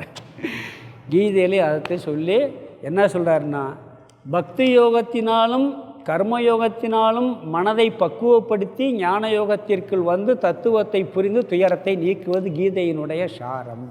அதுக்கு என்ன சொல்கிறாருன்னா, முதல் வார்த்தை இங்கே கடைசியாக நிறைவு பண்ணுறார். முதல் ஸ்லோகத்தில் முதல் வார்த்தை சர்வ தர்மான் பரித்தியச்சிய, அனைத்து தர்மங்களையும் விட்டு விடுங்கிறார். இல்லை தர்மத்தை விட சொல்கிறாரு, எங்கே அணுகுண்டை போடுறாரு இவர்? தர்மத்தை விட்டுட்டு எப்படி வாழ்கிறது? தர்மத்தை யாராவது விட சொல்லுவாங்களா? அதர்மத்தை தான் விட சொல்லணும். இவர் தர்மத்தை விட சொல்கிறாருன்னா இங்கே ரொம்ப அருமையான கருத்து இருக்குது. இங்கே தர்மங்கிறது 2 அர்த்தத்தில் வரும். அதாவது தர்மத்தை விடுன்னு அதர்மம் செய்கிறவனுக்கு சொல்லலை, இங்கே கர்மயோகம் செய்கிறவனுக்கு சொல்லலை. என்ன சொல்கிறாருன்னு சொன்னால், கர்மயோகத்தை எல்லாம் செஞ்சு பக்தி யோகத்தை எல்லாம் செஞ்சு தர்மத்தை மட்டும் ஒருத்தன் கடைப்பிடிச்சிக்கிட்டு இருப்பான். அதுலேயும் பற்று வச்சுருப்பான். புரியுதுங்களா? தர்மத்துலேயும் பற்று வைக்கக்கூடாது. தர்மத்தில் தான் இருப்பான், ஆனால் தர்மம் செய்கிறேங்கிற எண்ணம் இருக்கக்கூடாது. அந்த அடிப்படையிலே ஒரு கருத்து இருக்குது. அந்த தர்மத்திலையும் பற்று வைக்கக்கூடாது. பிறகு என்ன சொல்கிறான்னு சொன்னால், ஞானம் வந்துருச்சுன்னு சொன்னால் இந்த தர்மத்திலையும் பற்று இருந்தால் கூட புண்ணியத்தில் பற்று இருந்தாலும் மீண்டும் பிறப்பான். அதனால் என்ன புண்ணியம் கூடாதுன்னு சொல்கிறோமா இல்லையா? கர்ணனை வந்து கடைசியில் சாக விடாமல் தடுக்கிறது எது? அவன் பண்ண தர்மம். கர்ணனை வந்து கடைசியில் வேறு என்ன போய் தர்மத்தை என்ன பண்ணுவார்? பிடிங்கிடுவார். யார் என்ன பண்ணுவார்? அர்ஜுனன் வந்து என்ன பண்ணுவார்? கிருஷ்ணர் தர்மத்தை தானமாக வாங்கிடுவார். வாங்கினவனுக்கு மோட்சம் கிடச்சிடும் அவனுக்கு. அப்போ தர்மம் அங்கே என்ன பண்ணுது? ஞானிக்கு தர்மம் செய்கிறவனுக்கு அதுவே ஒரு பந்தமாக இருக்கும். அதனால் அதையும் என்னிடம் அர்ப்பணம் செய்துவிடு அப்படின்னு கடைசியாக சொல்கிறார். முதல்ல சொல்லலை அவர். பிறகு இன்னொரு அர்த்தம் என்னென்னா, கடமைகள் அனைத்தையும் விட்டுவிடு அப்படின்ட்டுருக்கு. பொதுவாக நாம் வந்து ஏதாவது ஒரு காலத்தில் எல்லா கடமையும் விட்டு நிம்மதியாக வீட்டில் பேசாமல் உட்காந்துருக்கணும். பேசாமல் உட்கார முடியலையா, அறிவினாலையாவது திறந்துடணும். ஞான கர்ம சந்நியாச யோகம்னு பார்த்து நான் செய்கிறேங்கிற புத்தியை துறைந்து, கடமைகளை துரத்தல்னு என்ன அர்த்தம்? நான் செய்கின்றேன் என்ற எண்ணத்தை விட்டு விடுதல். தர்மங்கிறதுக்கு பேர் கடமைன்னு ஒரு பேர் இருக்குது. கடமையும் தர்மமும் ஒன்று தான். தன்னுடைய தர்மத்தை கடைப்பிடின்னு சொன்னால் கடமையை கடைப்பிடிக்கிறதுன்னு ஒரு அர்த்தம் இருக்குது. சொன்னேன்ல, வேத பாடசாலையில் ஒரு பையன் வேதம் படிச்சுக்கிட்டு இருக்க பையன்கிட்ட 10 பேர் சாமி கேட்டார், எதுக்கு வேதம் படிக்கிறேன்னு கேட்டார். எதுக்கு வேதம் படிக்கிறேன்னு கேட்டார். ஒருத்தர் இதை படித்தா நல்லா சம்பாதிக்கலாம், கும்பாபிஷேகம் பண்ணலாம் அப்படி நிறையா சொல்லிகிட்டே இருந்தேன். ஒரே பையன் இருந்துச்சு, இது எங்கள் தர்மசாமின்னா. அது என்ன அர்த்தம்? என் கடமை, வேதம் படிக்கிற என்னுடைய கடமை. அது என்ன சொல்கிறான்? என்னுடைய தர்மசாமி அப்படிங்கிறான். இது நம்மளுடைய தர்மங்கிறான். அது மாதிரி நம்மளுக்குன்னு ஒரு தர்மம் கடமை இருக்குது. அந்த கடமையிலையும் கடைசி வரைக்கும் ஆவியை விட்டாலும் சாவியை விட மாட்டேன்னு பிடிச்சிட்டு உட்காரக்கூடாது. பொறுப்புகளை பகிர்ந்து கொடுத்துட்டு கொஞ்சம் கொஞ்சமாக விலகி அட்வைஸ் பண்ணுறதோடு நிற்கணும். பிறகு அட்வைஸ் பண்ணுறதையும் குறைச்சிக்கிறணும். இந்த பெருசு சும்மா நொய்ன்னு சொல்லிக்கிட்டே இருக்குன்னு வசம் வாங்கக்கூடாது வீட்டில். இருக்கா இல்லையா? சும்மா நொய்ன்னு சொல்லி பார்க்கணும். கேட்காட்டி வசவுதே மிச்சம், கேட்க மாட்டான். அப்போ என்ன பண்ண முடியும்? அந்த மாதிரி கடைசி வேலை அதுதான். அதனால் என்ன சொல்கிறாரு? சர்வ தர்மான் பரித்யஜ்யன்ட்டார். எல்லா கடமைகளையும் விட்டு விடு, என்னிடம் ஒப்படைத்து விடுன்ட்டார் அவர். இதுதான் சந்நியாசத்தினுடைய தாரம். இல்லறமோ துறவரமோ அறிவினாலாவது நான் ஒன்றும் செய்யவில்லை என்ற புத்தியை வளர்த்து கொள்வது தான் இறுதியான சாதனை. அதை கடைசி முடிக்கிறார் பகவான். இங்கே இல்லறத்தில் இரு, நீ துறவரத்தில் இரு. உனக்கு பிராரப்த கர்ம வசத்தில் கடமை வந்து வாச்சாலும் வாச்சிருக்கும். சாமியார் கடமை போதா, ஆசிரமத்தை கட்டிட்டு அழ வேண்டியது இருக்கா இல்லையா? அங்கே 1008 பிரச்சனை, வீட்டில் 4 பேர் பிரச்சனை, அங்கே 50 பேர் பிரச்சனை. தெரியுமா உங்களுக்கு? வீட்டில் நீங்கள் 4 பேரை சமாளிக்கணும், ஆசிரமத்தில் 50 பேரை சமாளிக்கணும். பற்று இல்லாமல் இருந்தால் தான் அங்கே இருக்க முடியும். பற்றோடு இருந்தால் அதை விட பெரிய சம்சாரி. நான் இப்போ 40 வருஷத்துக்கு முன்னாடி ஓங்கார சாமியோட போயிருக்கும்போது திருவாடம் காலேஜில் போய் பேச்சுக்க பார்த்தேன். போனவொன்னே அங்கே 100 பசுமாடு இருக்குது, 100 ஏக்கர் நிலம் இருக்குது, பெரிய காலேஜ் இருக்குது. எனக்கு சாமி இதெல்லாம் இவ்வளோ வச்சு நீங்கள் நடத்திக்கிட்டு இருக்கீங்களே, இதிலெல்லாம் போய் அட்டாச் பண்ண உங்களுக்கு பற்று வந்துடாதா? இது ஒரு பெரிய சம்சாரி தானே. உண்மை தான் அப்படின்ட்டார். இங்கே இருந்துக்கிட்டு இதில் பற்று இல்லாமல் இருந்தால் தான் நாங்கள் சாமியார், இதில் விட மாட்டேன்னுக்கிட்டு இருந்தால் உங்களை விட நாங்கள் பெரிய சம்சாரின்ட்டார். அப்படியே சொன்னார் அவர். நான் தேவிப்பட்டினத்தில் ஒரு சாமி பார்த்து, அக்ஷரானந்தன் ஒரு சாமி இருந்தார். இப்போ இதில் இருக்கார்னு நினைக்கிறேன், பண்ணைக்காட்டில். அங்கே போயிருந்தேன். அங்கே ஒரு 1500 ஸ்டூடெண்ட் படிக்கிறாங்க. ஒரு 10 பஸ் இருக்குது. அந்த ஸ்கூல் போயிருந்தேன். நான் போய்ட்டு அவரோட அப்போ சன்னியாசம் நான் வாங்கலை. அவர் ஒரு லேப்டாப்பில் கம்ப்யூட்டரில் உட்காந்து ஸ்கூல்லலாம் பார்த்துக்கிட்டே இருந்தார். கிளாஸில் என்ன நடக்குது எல்லாம் வாட்ச் பண்ணிக்கிட்டே இருக்கார் எல்லாம். அவர் ரூமில் பார்த்தேன். சுற்றி என்ன பார்க்குறீங்கன்னாரு. ஒன்றுமே இல்லை அவர் ரூமில். ஒரு வேட்டி சட்டை போட்டிருக்காரு, 100 வேட்டி சட்டை காஞ்சிக்கிட்டு இருக்குது. செல்ஃப்லையும் பார்த்தா ஒன்றுமே இல்லை. ஒரு பேக் இருக்குது, வேறு ஒன்றும் கிடையாது. என்ன இவ்வளவு? அவர் காலேஜை பூரா நிர்வாகம் பண்ணிக்கிட்டு இருக்கார், ஸ்கூலில் போகிறான். என்னான்னு கேட்டேன். ஒன்றும் கூட வச்சுக்கலையே சாமி, என்னான்னு கேட்டேன். எதுக்கு இங்கே என்ன வந்தாருக்கு போட்டிருக்கேன், இதை துவைச்சி போட்டு அதை எடுத்து கட்டிக்கிடுவேன். புஸ்தகம் இந்த புஸ்தகம் ஒரு புஸ்தகம் படிச்சுக்கிட்டு இருக்கேன், வேறு புஸ்தகம் இது லைப்ரரி இருக்குது போய் கொடுத்து அந்த புஸ்தகம் எடுத்துக்கிடுவேன். எங்கே போனாலும் அங்கே லைப்ரரி இருக்குது, அங்கே போய் எடுத்துக்கிடுவேன். இந்த தபோவனத்துலேருந்து தலைவர் சாமி நீங்கள் இங்கேருந்து அங்கே போனால் எனக்கு 5 நிமிஷம் தான் ரூம்பை காலி பண்ணிட்டு போகிறதுக்குங்கிறாரு. ஏன்னா இன்றைக்கி இந்த ஸ்தாபனத்தில் இருக்க, நாளைக்கு வேறு ஸ்தாபனத்துக்கு போக சொல்லுவாங்க, சொன்ன 5 நிமிஷத்தில் ரூம்பை வெக்கேட் பண்ணிட்டு போயிடுவேன் நான் அப்படிங்கிறார். இது எப்படி? அப்போ எவ்வளோ பெரிய நிர்வாகம் பார்த்தாலும் கூட சன்னியாச புத்தி இருக்கா இல்லைங்களா? அது இல்லறமோ துறவரமோ எதுவும் என்னுடையது அல்ல என்ற புத்தியோடு அங்கு பற்றில்லாமல் இருந்தால் அது உண்மையான சந்நியாசம். அதைத்தான் விடணுங்கிறார். பிறகு ஞான யோகத்துக்கு வந்தவனுக்கு சொல்கிறார், அதாவது அர்ஜுனனுக்கு போர் புரிதல் கடமை இருக்குது, அவனுக்கு அதை தவிர்க்கவும் முடியாது. ஆனால் அவன் ஞானத்தை கொடுத்துட்டார். அதனால் என்ன சொல்கிறாருன்னு சொன்னால், அவன் எப்படி செயலை விடணும்னா, இந்த உடலும் மனசும் போர் புரிய போது நான் செய்யலைங்கிற எண்ணத்தோடு அவன் போர் செய்யணும். அதனால் அப்படிப்பட்ட அறிவோடு நீ இந்த போரை செய்ய வேண்டும். சர்வ தர்மான் பரித்தியஜ்ய, ஒன்று கடமைகளை விடு, அல்லது தர்மத்தோடு வாழ்ந்தாலும் தர்மத்தில் பற்று வைத்து கொள்ளாதே அப்படிங்கிற கருத்தை சொல்கிறாரு. 2வது வரி, மாம் ஏகம் சரணம் விரச்ச, என்னை ஒருவனையே சரணடைவாயாக அப்படிங்கிறார். இதை புரிகிறதுக்கு சரணாகதி தத்துவம் 2வது அத்தியாயத்தில் ஆரம்பித்தார். பிறகு பக்தி யோகத்திலேயும் சொல்லியிருக்கிறார். அதாவது பகவான் மீது முழு நம்பிக்கை வையின் அர்த்தம். என்ன நம்பிக்கைன்னா, நம்ம என்ன பண்ணுறோம், பொதுவாக நீங்கள் சமுதாயத்தில் வாழும் பொழுதே ஒரு குழந்தைய எடுத்துக்கிட்டிங்கன்னா, எனக்கு அம்மா இருக்குது பார்த்துக்கிறோம் அப்படின்னு ஒரு நம்பிக்கை வரும். அம்மா எனக்கு இருக்குப்பா, அம்மா பார்த்துக்கிடுவாங்க, அப்பா பார்த்துக்கிறாங்க. இன்னொருத்தர் நம்ம வந்தான்னா, ஒரு பெரிய அரசியல்வாதி தெரிஞ்சுன்னு வச்சுக்கோங்க, எனக்கு எம்எல்ஏ தெரியும், எனக்கு அவர் பார்த்துக்கிடுவார், இருக்கா இல்லையா? அவர் மேலே நம்பிக்கை. மந்திரி தெரியும், அவர் மேலே நம்பிக்கை.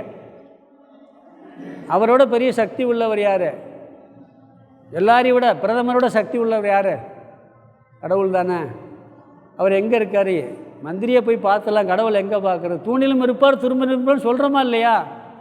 என்கிட்ட இருக்காரா இல்லையா? நம்மகிட்ட இருக்கார். அவர் நம்பணும். அவனின்றி அணுவும் அசையாது. அவர் நினச்சாருன்னா ஒரு செகண்டில் இந்த பிரபஞ்சத்தை ஒன்றுமில்லாமல் ஆக்கிட முடியும், ஒரு செகண்டில் உருவாக்கிட முடியும். அப்படிப்பட்ட ஆற்றல் உடையவர் எதையும் செய்ய முடியுங்கிற நம்பிக்கையோடு அவரிடம் சரணடையும். நீங்கள் ஒரு பிரச்சனை இருக்குதுன்னு வச்சுக்கோங்களேன், 100% உங்களுக்கு நம்பிக்கை வந்து சரணடைஞ்சால் நடந்துடும். நம்மளுக்கு அந்த பிசுறு அடிக்கும் நம்பிக்கையில். பிசுறு அடித்தா சரியாக நடக்காது. நீங்கள் பிசுறு இல்லாமல் நம்பிட்டீங்கன்னா கரெக்டாக நடந்து முடியும். நீங்கள் அனுபவத்திலே பார்க்கலாம் அதை. ஆனால் அந்த வர மாட்டேங்குது, அதான் பிரச்சனை. சில நேரம் வரும், வரும்போது பார்த்தீங்கன்னா நீங்கள் டெஸ்ட் பண்ணி பார்க்கலாம். அப்படி ஒரு நம்பிக்கை வந்துருச்சுன்னு வச்சுக்கோங்க, காரியம் அழகாக நடந்து முடிஞ்சிடும். நம்மளுக்கே சந்தேகம் ஒரு, என்ன நடத்துவாரா நடத்த மாட்டாரா அப்படின்லாம் சில நேரங்களில் பண்ணுவார், வெயிட் பண்ணுவார், சில காரணங்களுக்காக வெயிட் பண்ணுவார். அது அவருக்கு தான் தெரியும். குழந்தைக்கு ஐஸ்கிரீம் கேட்டு வம்பு பண்ணுச்சுன்னா நாமளுக்கு கொடுக்க ஆசை இருக்குது, அது காய்ச்சி அடிச்சுக்கிட்டு இருக்கு, கொடுக்கக்கூடாதுன்னு டாக்டர் சொல்லியிருக்காரு. குழந்தை என்ன பண்ண, இப்படி ஒரு அப்பா பார்க்க முடியுமா? ஒரு ஆசைப்பட்டு ஐஸ்கிரீம் கேட்குறேன், வாங்கி தர மாட்டேங்கிறாரே, இவரை மாதிரி அரக்கன்றிருக்கோன்னு குழந்தை திட்டம். ஆனால் அப்பாவுக்கு என்ன தெரியும், இப்போ வாங்கி கொடுக்கக்கூடாது, 2 நாள் கழிச்சு 4 ஐஸ்கிரீம் வாங்கி கொடுக்கணும்னு நினைப்பார். அது மாதிரி சில நேரம் கடவுள் கொடுக்காமல் இருந்தார்னா நம்மளுடைய ஜாதகம் முழுசு அவர் கையில் இருக்குது. அவருக்கு தெரியும், இப்போ கேட்குறான், இவனுக்கு இப்போ கொடுக்கக்கூடாது, இதை பின்னாடி கொடுப்போன்னு வச்சுருப்பார். அதனால் ஒரு நாள் கட்டாயம் கொடுப்பார். அவர் நம்பிக்கை கைவிடக்கூடாது, இதில் தவறில்லை, முழுமையாக நம்ப விட வேண்டும். பொதுவாக நம்மளுக்கு குழந்தைக்கு உடம்பு முடியலைன்னா என்ன பண்ணுவோம், அதில் ஒரு மருந்தை கொடுத்து பார்ப்போம், வேறு டாக்டர்கிட்ட போய் பார்ப்போம், அதுவும் சரியாகலன்னு கடைசியில் எங்கே போவோம், பகவானே கதி தான். அப்படி குணமான கேஸ் எத்தனையோ இருக்குது. அதாவது சுயமுயற்சியும் பண்ணணும், நம்பிக்கையோடு சுயமுயற்சி பண்ணணும். அது கை கொடுக்கலைன்னு சொன்னால் பகவான்கிட்ட பொறுப்பை விட்டுட்டோம், வேறு என்ன பண்ண முடியும், அவர் பார்த்துக்கிடுவாருங்கிற நம்பிக்கை, இதை சொல்கிறார். பிறகு இன்னொரு சரணாகதி எப்படின்னா, அகங்காரம் ஆணவம் அடியோடு அழிதல், தன்னுடைய அகங்காரத்தை பகவானிடம் ஒப்படைத்து விடுதல், நான் எனது என்ற எண்ணத்தை நீக்கி விடுதல் சரணாகதி. நான் செய்கிறேங்கிற எண்ணத்தை பகவான் தான் செய்கிறாங்கிற எண்ணத்தோடு செஞ்சால் அது சரணாகதி. இந்த உடம்பு முதல் கொண்டு என்னுடையது கிடையாது, பகவானுடைய. எப்போ கொடுத்துருக்காரு கொஞ்ச நாள் வாடகை வீடு. இந்த வீடு என்னது? ஒரு வாடகை வீடு.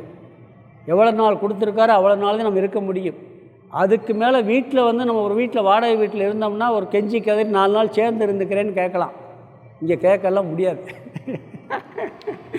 பகவான் என்னைக்கு வச்சுருக்காரா, ஃபிக்ஸ் பண்ணியிருக்காரா, ஒரு நிமிஷம் இருக்க முடியாது.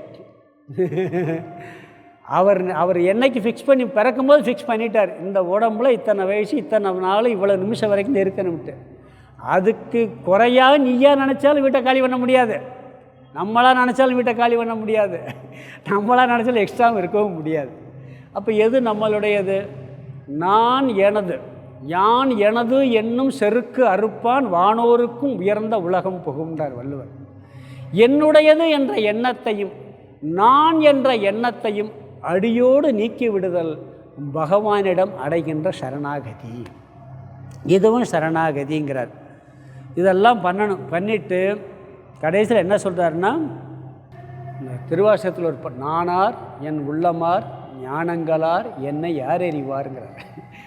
எல்லாம் பகவானுடைய. நானார் என் உள்ளமார் ஞானங்களார் என்னை யார் அறிவார், வானோர் பிரான் என்னை ஆண்டிலனேல் மதிமயங்கி ஊனார் உடைதலையில் உண்பளிதே ரம்படவன் தேனார் கமலமே சென்றூதாய் கோத்தும்பி. இங்கே படிக்கிறார் அவர். பிறகு அடுத்த வார்த்தை, இதெல்லாம் பண்ணுனா ஒன்று என்ன சொல்லியிருக்கார்? முதல்ல எல்லா தர்மங்களையும் கடமைகளையும் விட்டுவிடு, என்னிடம் ஒப்படைத்து விடு. அகங்காரத்தையும் ஆணவத்தையும் என்னிடம் சரணடைந்து விடு. முழுமையாக என்னை நம்பிக்கையோடு சரணடை. இதை செஞ்சால் என்ன பலன்? அடுத்த வார்த்தை 2 பலன் சொல்கிறார். ஒன்று, அகம் துவா சர்வ பாபேப்பியக, அனைத்து பாவங்களிலிருந்தும் உன்னை நான் முழுமையாக விடுவித்து விடுவேன்ட்டார். இது வரைக்கும் நான் சொன்னதெல்லாம் செஞ்சேன்னா எல்லா பாவங்களிலிருந்தும், நம்மளுக்கு சஞ்சித கர்மான்னு ஒரு கூட்டமே இருக்கான், சாஸ்திரத்தில் சொல்லியிருக்கு. எத்தனை ஜென்மத்தில் ஆரம்பித்தோம் தெரியாது, கோடானு கோடி ஜென்மங்களில் சேர்த்தது கூட்டம் கூட்டமாக இருக்கான். அது எப்போ அழியும்னா இப்போத்தே அழியுங்கிறார். பகவான் ஒருவரால் தான் நீக்க முடியும். இந்த ஜென்மத்தில் புண்ணியம் சேர்த்து வச்சுருப்போம், இந்த ஞானத்துக்காக நிறைய தர்ம காரியமெல்லாம் பண்ணி அதையும் அழிச்சிருவார். ஏன்னா அதுவும் பாவம் தான். சாஸ்திரப்படி பார்த்தா புண்ணியமும் பாவம். ஏன்னா புண்ணியம் இருந்தால் மீண்டும் பிறக்கணும். சர்வ தர்மம், அதாவது சர்வ பாபேப்பியகன்னா பாவம் புண்ணியம், ஏற்கனவே செஞ்ச பாவத்தையும் அழிச்சிருவார். இப்போ சேர்த்த புண்ணியத்தையும் அழிச்சிட்டா என்னாகும்? பிறக்கிறதுக்கு வழியே இல்லை. சர்வ பாபேப்பியக மோட்ச இஷ்யாமி, அனைத்து பாவங்களிலிருந்தும் உன்னை நான் முழுமையாக விடுவித்து விடுவேன்ட்டார் கடைசியாக. அதனால் என்ன சொல்கிறாருன்னா, பாவமும் சரி புண்ணியமும் நம்மளை பந்தப்படுத்தும். இந்த 2 பந்தத்திலிருந்து விடுவித்துருவார். ரெண்டுமே விலங்கு தான், பாவமும் விலங்கு தான், புண்ணியமும் விலங்கு தான். அதாவது விலங்கு வந்து தங்க விலங்கு போட்டால் என்ன, இரும்பு விலங்கு போட்டால் என்ன, ரெண்டும் ஒன்று தான். இந்த சவுதியிலலாம் எல்லோரும் தூக்கு தண்டனை எப்படின்னா கத்தியில் வெட்டி கொள்வாங்களாம். மன்னர் குடும்பத்தில் ஒருத்தன் தப்பு பண்ணிட்டான்னா அவனுக்கு தூக்கு தண்டனை தங்க கத்தியில் வெட்டுவானான். தங்க கத்தியில் வெட்டினான்னு இரும்பு கத்தியில் வெட்டினான்னு ரெண்டும் ஒன்று தானே. தத்துவத்தில் படித்த பார்த்தா பாவ புண்ணியம் ரெண்டையுமே, பாவத்தில் சேர்த்து ரெண்டையும் நீக்கி விடுகிறார். சங்கரர் சொல்கிறார் ஒரு இடத்துல, நான் எனது என்பது என்று உனக்கு அர்த்தம் இல்லாமல் போகிறதோ அப்பொழுது நீ மோட்சத்தை அடைந்து விடுகிறாய். அதாவது உடல் முதல் கண்டு என்னுடையதுங்கிற இல்லைங்கிற புத்தி இருக்கணும். கட்டாயம் ஒரு நாள் இந்த உடலையும் இந்த உலகத்தையும் நாம் விட்டு விட்டு சென்றுதான் ஆக வேண்டும். அதனால் இருக்கும் பொழுதே அது என்னுடையது இல்லை என்ற புத்தியை வளர்த்து கொள்ள வேண்டும். இதுதான் ஞானம். அப்புறம் 2வது பலன், மா சுச்சக, துயரப்படாதேன்னு முடித்தார். என்ன சொல்கிறாரு? இந்த ஞானமெல்லாம் வந்தால் உனக்கு அனைத்து துயரங்களும் முழுமையாக நீங்கிவிடும். 2வது அத்தியாயத்தில் ஞானிகள் துயரப்பட மாட்டார்கள்னார். நீ ஞானி ஆகிவிட்டாய் துயரப்படாதேன்னு முடிக்கிறார். ஏன்னா ஞானத்தெல்லாம் கொடுத்துட்டாரா இல்லையா? நாமளும் என்ன பண்ணணும்? துயரப்படக்கூடாது. பகவான் சொல்லிட்டார், இனிமேல் துயரப்படக்கூடாது. நாம் எல்லாத்துக்கும் சேர்த்து சொல்கிறேன். பகவான் அப்படித்தான் சொல்கிறார், துயரப்படாதீங்கன்னு சொல்லியிருக்கார். அந்த வார்த்தையை நம்புவோம் நம்ம. துயரமெல்லாம் போக வேண்டும். அதனால் என்ன சொல்கிறாருன்னு சொன்னால், அனைத்து பாவங்களிலிருந்தும் விடுவித்து அனைத்து துயரங்களும் நீங்கிவிடும் என்று இதை முடிக்கின்றார். இதோடு அவர் உபதேசத்தை முடிச்சுட்டு முடிவரையாக சில கருத்து சொல்கிறார். என்ன சொல்கிறாருன்னா, இந்த கீதையை யாருக்கு சொல்லக்கூடாதுங்கிறார். இவ்வளவு பலன் இருக்கே, எல்லாருக்கும் பயன்படட்டுமேன்னு சொல்லி ஒரு அதர்மம் பண்ணுறவன்ட்ட போய் சொன்னால் கேட்பானா? அதனால் ஒரு லிஸ்ட்டு கொடுக்குறாரு. தவம் இல்லாதவனுக்கு கீதையை சொல்லாதே, பக்தி இல்லாதவனுக்கு சொல்லாதே, கீதையில் குறை காண்பவனுக்கு சொல்லாதே, உன்கிட்ட கேட்காம சொல்லாதேன்ட்டார்.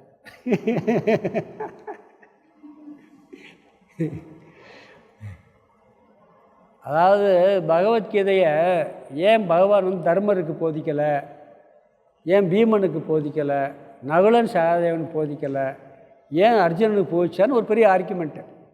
அதில் ஒரு தர்மனுக்கு வந்து அவன் வந்து தர்மன் வந்து ஞானி, அதனால் அவனுக்கு போதிக்க வேண்டிய அவசியம். நகுலன் சகாதேவன் ஞானி, பீமனுக்கு போதிச்சா புரியாது, அதனால் போதிக்கலை, அதனால் அர்ஜுனனுக்கு போதிச்சார் அப்படின்னு நிறைய இப்படி ஆர்குமெண்ட் நிறையா சொல்லுவாங்க. ஒருத்தர் சொன்னார், அர்ஜுனன் கேட்டேன்னு சொன்னார், இவங்க 4 பேரும் கேட்கல சொல்லலை. உண்மை தானே? எனக்கு உபதேசியங்கள்னு கேட்டான்னு சொன்னார், அவங்க யாரும் கேட்கலை. இதே அர்ஜுனன் எத்தனை வருஷம் கூட சுற்றிக்கிட்டு இருந்திருக்கான். ஃப்ரெண்டு தானே, போடாவாடன்னு பேசுவாங்களாம். மைத்துனன் வேறு, ஏன்னா கிருஷ்ணனுடைய தங்கையை கட்டியிருக்கான். ஏன் மச்சான் மாமான்லாம் எப்படி ஃப்ரெண்ட்ஸாக அப்படி பேசிக்கிட்டு இருந்தவங்க 2 பேரை. ஒரு ஃப்ரெண்ட்லியாக பேசிக்கிட்டு இருந்தேன். என்னைக்கா ஒரு நாள் கீதையை கேட்டிருக்கானா? அவரும் சொன்னதில்லை, இவனும் கேட்கல, அவர் சொன்னதும் இல்லை.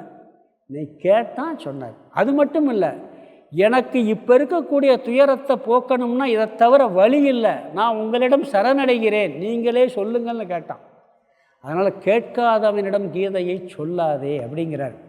யாருக்கு சொல்ல வேண்டும்னா, பக்தி உள்ளவனுக்கு, உயர்ந்த பிரேமை பக்தி உள்ளவனுக்கு, கேட்ப விரும்புவனுக்கு சொல்ல வேண்டும். பகவான் மேல் யாருக்கு பக்தி இருக்கிறதோ அவனுக்கு மட்டுமே சொல்ல வேண்டும். இதனுடைய பலனை சொல்கிறாரு. சொல்பவனும் கேட்பவனும் எனக்கு மிக மிக பிரியமானவன். கீதையை சொல்பவனும் எனக்கு பிரியமானவன், கீதையை கேட்பவரும் பகவானுக்கு பிரியமானவர்கள். நாமெல்லாம் யாருக்கு பிரியமானவர்கள்? கிருஷ்ணருக்கு பிரியமானவர்கள் ஆயிட்டோம். அதாவது பகவத்கீதையை கேட்குறதே பெரிய பூஜையும்பாங்க. சில பேருக்கு கீதை புஸ்தகம் இருக்கிறதே வீட்டில் ஒரு புண்ணியம்பாங்க. நான்லாம் கிராமத்தில் வாழ்ந்தேன், ரொம்ப கிராமத்தில். அப்போ அந்த கீதையை சாமியை தொடர்பு ஏற்படும், நீங்களாம் கீதை படிக்கிறீங்களா? புரியாது. புஸ்தகம் வச்சுருக்கிறத பார்த்துட்டு பாராட்டினவங்க இருக்காங்க. வெறும் புஸ்தகத்தை அது தொட்டதே என்னாச்சுன்னா, கீதையின் கீதை இருக்கிறதே புண்ணியம். அதை விட பெருசு என்னென்னா, இந்த பிரம்மசூத்திரம்னு ஒரு புஸ்தகம் இருந்துச்சு. நான் சாமிகிட்ட கிளாஸ் கேட்டேன், அது கிடைக்கல. ஜெராக்ஸ் எடுத்து எங்கள் ஊரில் வச்சுருந்தேன். என் ஃப்ரெண்டு நானும் என் ஃப்ரெண்டு வச்சுருந்தேன், அவர் வீட்டில் வச்சுருந்தேன். ஒரு RSSனுடைய மாநில அமைப்பாளர் ஒருத்தர் ஊருக்கு வந்தார், சாப்பிட்டார். பார்த்துட்டு இந்த புஸ்தகத்தை பார்த்தார். என்ன இந்த ஊரில் பிரம்மசூத்திரம் புஸ்தகமா? நம்ம சாஸ்திரத்தை எவனால் அழிக்க முடியாதுப்பா அப்படின்னாரு. இந்த ஊரில் பிரம்மசூத்திரம் புஸ்தகம் இருக்கா அப்படின்னாரு. அது மாதிரி கீதை புஸ்தகம் இருப்பதே வீட்டில் புண்ணியம். கீதையை புரிஞ்சு படித்தாலும் புண்ணியம், புரியாமல் படித்தாலும் புண்ணியம். அது புரியாமல் படித்தா புண்ணிய லோகங்களுக்கு விடும், புரிந்து படித்தால் இந்த லோகத்திலேயே துயரத்தை நீக்கி அடுத்து பிறவாத நிலையை ஒன்று கொடுக்கும். பெரிய ஆச்சரியம் என்ன தெரியுமா? நான் பெரிய நாஸ்திகன், பக்கா நாஸ்திகன். கடவுள்லேன்னு பெரியார் பேச்சை குத்திக்கிட்டு சண்டை போட்டவன். முதல்ல தொட்ட புஸ்தகம் கீதை. முதல்ல தொட்டேன். ஏதோ பிரித்து பார்த்து ஏதோ விஷயம் இருக்குதுன்னு பார்த்தேன். 18 பக்கம் படித்த லைஃபவே மாற்றிருச்சு. புரியலை, வாழ்க்கையை பரட்டி போட்டுச்சு. கீதையுடைய மகிமையை சொல்லணும்னா நானே உதாரணம்னு சொல்லுவேன். முதல்ல தொட்ட புஸ்தகம் கீதை தான். அதுக்கு பிறகு விவேகானந்தர், ராமகிருஷ்ணன்லாம் படித்தேன். ஒன்றும் புரியலை, என்னமோ இருக்குன்னு சும்மா உட்காந்து எழுதிக்கிட்டு இருப்பேன் சுலோகத்தெல்லாம். சாமிகிட்ட வெறும் சுலோகத்தை கூட எழுதுவேன். அந்த கீதையில் அப்படி ஒரு மகத்துவம் அது இருக்குது. அதனால தான் இன்றைக்கி உலக லெவலில் இந்த முகவரியில் சொன்னேன். வாரன் ஹேஸ்டிங், நம்ம இந்தியாவினுடைய ஆளுநராக இருந்த பிரிட்டிஷ்காரன், முதல்ல ஆங்கிலத்தில் இந்த புத்தகத்தை மொழிபெயர்க்கும் பொழுது அதுக்கு முகவரை கேட்டிருக்காங்க. ஈஸ்ட் இந்தியா கம்பெனிலேருந்து மொழிபெயர்த்திருக்காங்க. அவர்கிட்ட முகவரை கேட்கும்போது அவர் படித்து பார்த்துட்டு சொன்னாராம், இங்கிலாந்து ஒரு காலத்தில் இந்தியாவை இழக்க நேரிடலாம், ஆனால் கீதையை மட்டும் இங்கிலாந்து இழக்காமல் இருந்தால் என்றும் இங்கிலாந்து மேன்மையுற்று விளங்கும்னார். இந்தியாவை இழந்தால் கூட பரவாயில்ல, கீதையை இங்கிலாந்து இழக்கக்கூடாதுன்னு எழுதியிருக்கார் முகவரையில். எப்படி எழுதியிருக்கார் பாருங்க. சுதந்திர போராட்ட வீரர்கள்லாம் கீதையை படித்தே ஜெயிலில் இருந்துக்கிட்டு இங்கே சாதனை பண்ணாங்க. அவங்களுக்கு ஜெயிலில் படிக்கப்பட்ட புஸ்தகமே எது? கீதை தான். அதனால் என்ன சொல்கிறாருன்னு சொன்னால், இங்கே பார்த்தீங்கன்னா,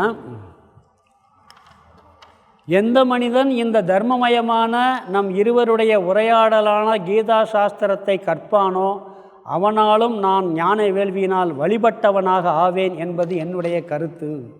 எந்த மனிதன் நம்பிக்கையுடனும் குறை காணாதவனாகவும் இந்த கீதா சாஸ்திரத்தை கேட்கவாவது செய்வானோ பாவங்களிலிருந்து விடுபட்டு காரியங்கள் செய்யக்கூடிய புண்ணிய காரியங்கள் செய்யக்கூடிய மனிதர்கள் அடையும் சிறந்த புண்ணிய உலகங்களை அடைவான்.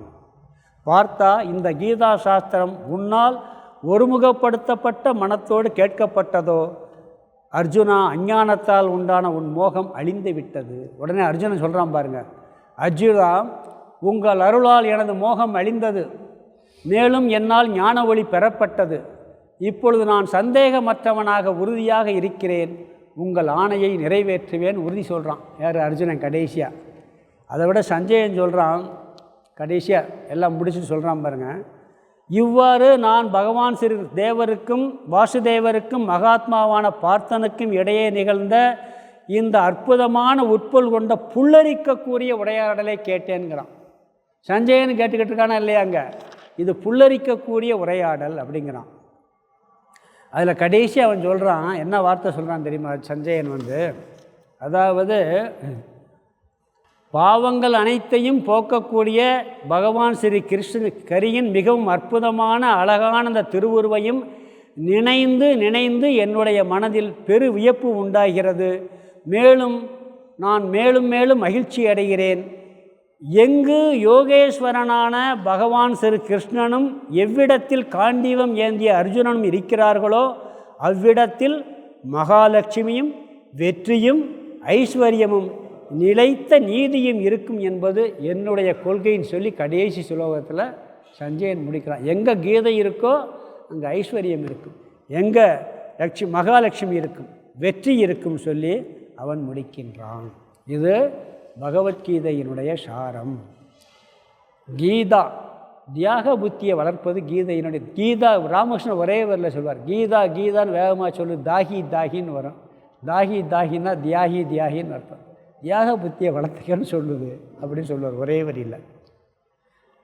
என்னுடைய குருநாதர் ஒரு வார்த்தை சொன்னார், குருபரான சாமி கடைசியாக. அதாவது உலகத்தில் எத்தனையோ படிக்கிறோம். அந்த படிப்புகள்லாம் பணம் சம்பாதிக்க, பதவி அடைய, பெரிய பெரிய லட்சியங்கள், பெரிய எதோ அடைவதற்கு அத்தனை படிப்புகளும் பயன்படுது. அதெல்லாம் தேவை. பணம் சம்பாதிக்க, பதவி அடைகிறதுக்கு, அதுக்கு இதுக்குன்னு சொல்லி எவ்வளோ படிப்புகள் இருக்குது, கல்விகள். அந்த கல்வியெல்லாம் படித்து பெரிய பெரிய செல்வங்கள், ஐஸ்வர்யங்கள் எல்லாத்தையும் அடையலாம். ஆனால் அந்த அடைந்ததை எப்படி பயன்படுத்துவது என்ற கல்வியை கொடுப்பது கீதைன்ட்டு. நீ எல்லாத்தையும் அடைஞ்சிட்டு அதை எப்படி பயன்படுத்துன்னு தெரியாமல் என்ன பிரயோஜனம்? நீ எல்லாத்தையும் சம்பாரித்து அடைஞ்ச பிறகு அதை முறையாக பயன்படுத்த தெரியும்னா, கீதை உள்ளே போச்சுன்னா நீ எந்த பதவியில் இருந்தாலும் அந்த பதவியை ஒழுங்காக பயன்படுத்துவேன், எந்த தொழில் பண்ணாலும் அந்த தொழிலை ஒழுங்காக பண்ணுவேன், என்ன ஒரு ஐஸ்வர்யத்தை அடைஞ்சாலும் அதை ஒழுங்காக நீ பயன்படுத்த தெரியும். இல்லாட்டி அதை ஒழுங்காக உனக்கு பயன்படுத்த தெரியாது. கீதை கொடுக்கக்கூடிய கல்வி எதுன்னா, நீ எதை அடைந்தாலும், உலக கல்வியால் எதை அடைந்தாலும் அடைந்ததை எப்படி பயன்படுத்துவது என்ற கல்வியை தருவது இந்த கீதா சாஸ்திரம் சொல்லி அவரும் சொல்கிறாரு. அதனால் பகவான் கிருஷ்ணர் நம்மளுக்கு இந்த பெரிய வாய்ப்பை கொடுத்துருக்கிறாரு. இந்த பகவத்கீதையை நம்ம ஓரளவுக்கு ஷாரமாக பார்த்து முடிச்சிருக்கோம். நான் விரிவாகவும் பகவத்கீதை நடத்திக்கிட்டு இருக்கேன். ஒவ்வொரு சுலோகமாக ஒவ்வொரு வார்த்தைக்கு அர்த்தம் சொல்லி நடத்திக்கிட்டு இருக்கேன். 4வது அத்தியாயம் இப்போ போய்கிட்டு இருக்கு. அங்கே திண்டுக்கல் நடத்திக்கிட்டு இருக்கேன். யூடியூப்பில் பார்த்தீங்கன்னா கிடைக்கும். அதனால் பகவான் எல்லாருக்கும் இந்த வாய்ப்பை கொடுத்த கிருஷ்ணருக்கு நம்ம எல்லாம் அவருடைய பாதங்களில் சரணடைந்து அவர் எல்லோரும் நமக்கு நன்மையை புரிய வேண்டும் என்று சொல்லி இந்த கீதையை நிறைவு செய்கிறேன். அந்த பகவானுக்கு எல்லாவற்றையும் சமர்ப்பணம் செய்வோம். எல்லாருக்கும் அந்த கீதையினுடைய அர்த்தம் உள்ளே போய் பகவான் அந்த ஞானத்தை கொடுத்து ஜீவன் முக்தி மோட்சத்தை கொடுக்கணும்னு சொல்லி அந்த கிருஷ்ணரையும் நான் நல்லா பிரார்த்தனை பண்ணிக்கிறேன். ஹரி ஓம் தட்சன். ஓம் பூர்ணமத பூர்ணமிதம் பூர்ணாத் பூர்ணமுதட்சியதே பூர்ணஸ்ய பூர்ணமாதாய பூர்ணமேவாவசிஷ்யதே. ஓம் சாந்தி சாந்தி சாந்தி. ஹரி ஓம். ஆதிகுருநாத சுவாமிக்கு ஜெய்.